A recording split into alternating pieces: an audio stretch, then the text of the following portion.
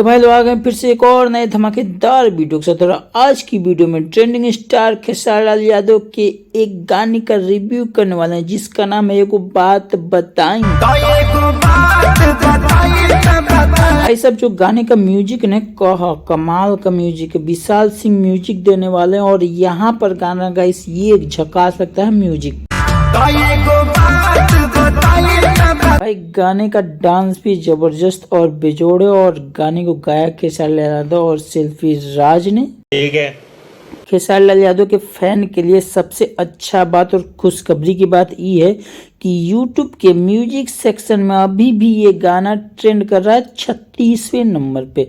तो भाई गाना में कोई ज्यादा फुहरपन नहीं है, इस गाने को कहीं भी सुना जा सकता है। अच्छी बात ये है। बात तो सही है।